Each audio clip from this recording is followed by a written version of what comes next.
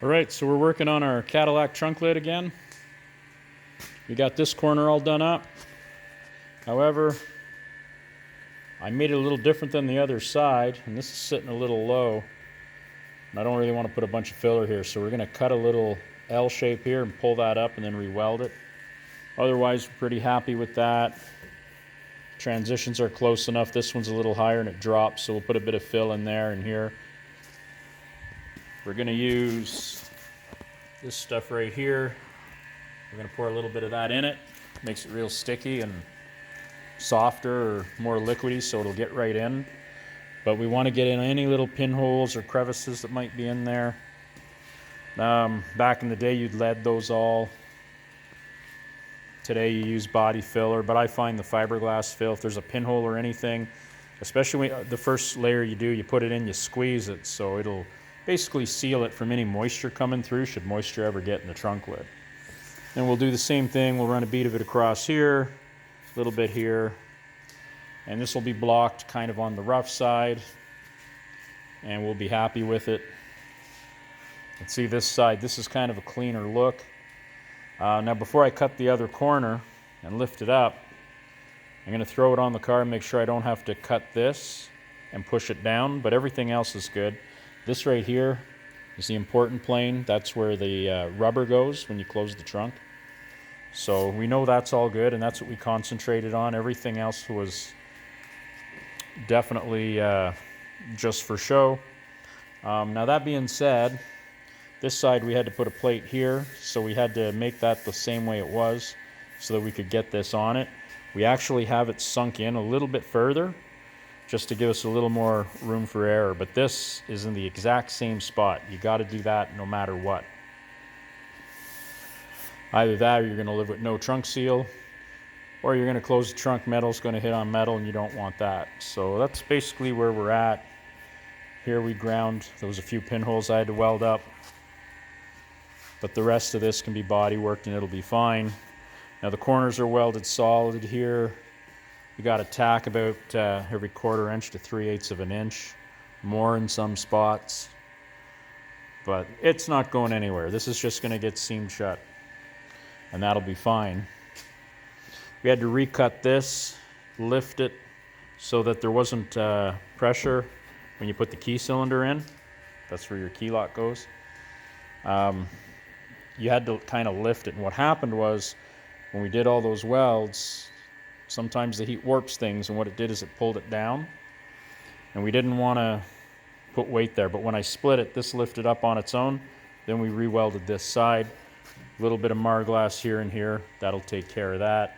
You can see how these are a bit off, but this one here doesn't come as high as it should, so we're going to Marglass that in, and then we'll have the line kind of go across. It'll all work out for us. Now when you close something up like that, make sure you mark anything rusted in the top, because we wouldn't be able to see it now that everything's closed. So we're going to cut this off at this line here, and then we're going to come up like this. But that'll be the last thing we do. First thing we'll do is we'll cut across here. We're going to make 2 new bottom skins to run across our trunk lid. And then here we did the same thing. There's some pitting here. But this is basically, we're going to go straight off because that's where there's no rust beyond those lines. So we want to make sure we get all that off so it doesn't keep rusting through. It'd be a shame for that to come through in 3, 4, 5, even 8 years when the rest of the car is going to be so nice. So we peeled this up because it looked funny. Turned out it was just really sloppy work. There's nothing wrong in here at all. And here, I don't think it was rust, but it could have been. We put a little bit of rust dissolver in it, which is what it's called. It's from Permatex. I'm pretty sure it's just naval jelly, maybe a little stronger. But we put it on. What happened here, the trunk lid had never been off the car. The car had been painted 3, 4 times. However, even though they painted in the trunk, they did it on the car. No paint ever got on this edge. This whole edge was surface rust. So I'm guessing the Cadillac paint was probably really thin there, or it wasn't existent.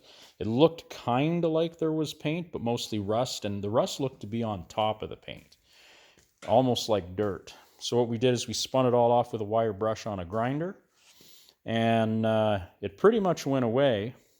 But then when we put the rust dissolver on it, everything that you see that's black now turned like a rusty brown yellow color. And then after it sat for about 20 minutes, 30 minutes, which is where we are now, you can see how it all turned black.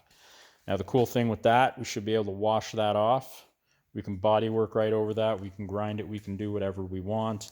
Honestly, I'm probably going to grind it out, but anything we can't get, because it might have a little bit of texture to it now, a little bit of fine pitting, it ain't going to matter. It's treated. It's basically converted. It's never going to go anywhere. So, and the key thing was to get right in this groove here. And we basically got all the seam sealer out of it, and we're just going to re-seam seal it all. But yeah, I mean, you can prime over that. You can do rust fix and spray bomb stuff. I'm going to be honest, none of it works really, really well. There's a few acids that work. If you don't mind playing with stuff like that, just be careful. Some guys will use a muriatic acid. Now, citric acid is good, but you got to submerge it and leave it forever and ever and ever. Vinegar is good for a little surface rust on something, but then you got to wash it and neutralize it. But this stuff, I think, is the best. I've never had anything come back when I've done that. So anyway, hope this was helpful. That's where we're at. Next time you see it, maybe we'll have it flipped right side up and we'll do the outside, which is more fun to watch and check out. Thanks for watching. Cheers.